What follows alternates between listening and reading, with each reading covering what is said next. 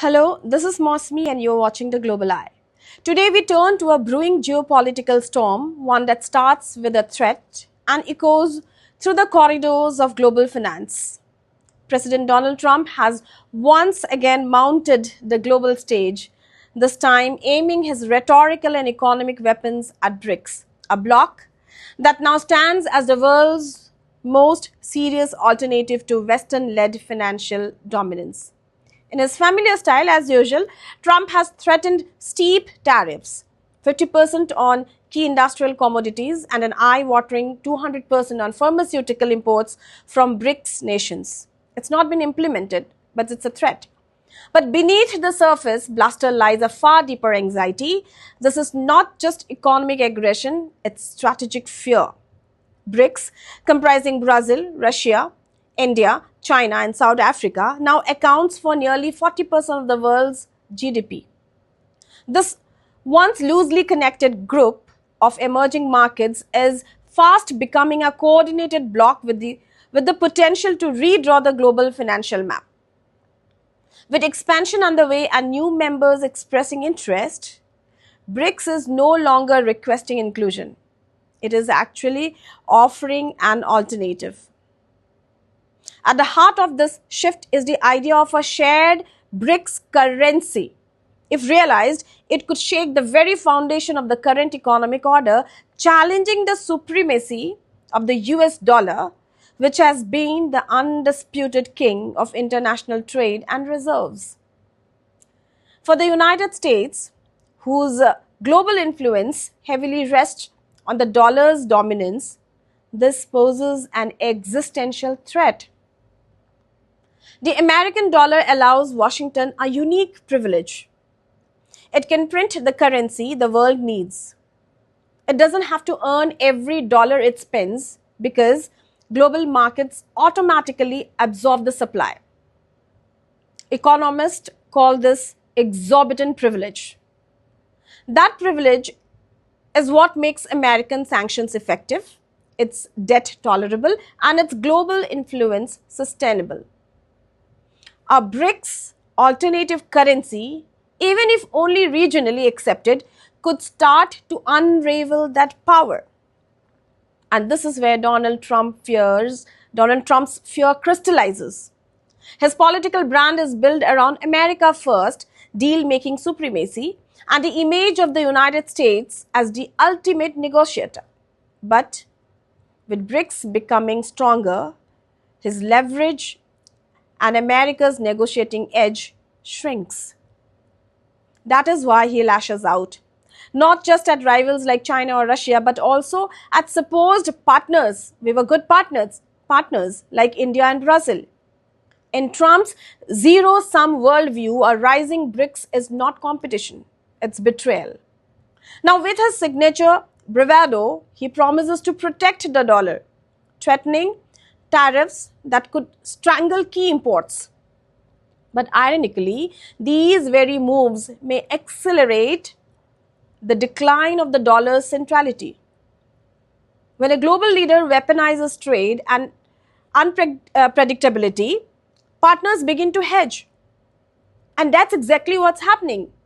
Over the past few years, the world has been Trump-proofing its economy. China is pushing de-dollarized trade and expanding digital yuan settlements.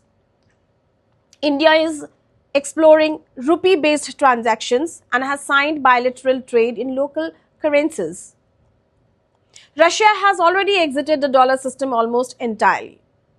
And South Africa continues to push for a new financial system for the global South. So what once felt like scattered regional experiments now looks like a global trend. Donald Trump's threats still move markets, but they no longer paralyze the governments. His tariff bluffs, once shocking, now feel as if they are scripted. World capitals have built-in buffers, supply chains are diversifying, regional partnerships like RCEP in Asia are strengthening, although India is out. The real fear now is not Trump's unpredictability, but America's unreliability. By threatening India, Brazil, and South Africa nations, the US often quotes, Trump is sending a dangerous message that partnership with the US is conditional, fragile, and driven by political mood swings. This isn't strategic competition, it's diplomatic self sabotage. As BRICS prepares to test alternative currencies and financial structures, the US under Trump appears increasingly reactionary. It's not leading, it is actually lashing out. And now comes the critical turning point. The United States still possesses unmatched military strength, technological edge, and deep financial infrastructure. So it is not as if it is losing power overnight, but what we are witnessing is the slow, deliberate dismantling of its post war leadership model. Every tariff weakens global trust. Every unilateral threat alienates allies. Every undermined institution creates a vacuum that China is ready to fill. What we are seeing is not the sudden fall of a superpower, but the strategic erosion of its influence. America under Trump's vision is trading global leadership for domestic applause. It is choosing short-term protectionism over long-term stability. The cost of that choice will not be felt at the rally.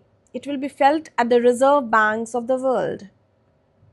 And so, now as the BRICS bloc strengthens and the US retreats into tariff warfare, the world is left with questions that cut to the very heart of global power. Can a BRICS currency ever truly replace the dollar, or is it only a geopolitical signal? Will countries like India be forced to choose between the BRICS vision and their ties with the West? Is a global South-led financial system not just possible but inevitable? If the world no longer needs the dollar, how will America protect power without it? And most importantly, are we witnessing the birth of a multipolar world or the unraveling of the American century? This isn't just a story about trade wars. It's a story about the future of power. And as history has shown, currency is not just money. It is influence, trust, and control. And that control is now being questioned. The world is changing and it is not waiting for anyone to catch up. For more deep insights, keep watching The Global Eye.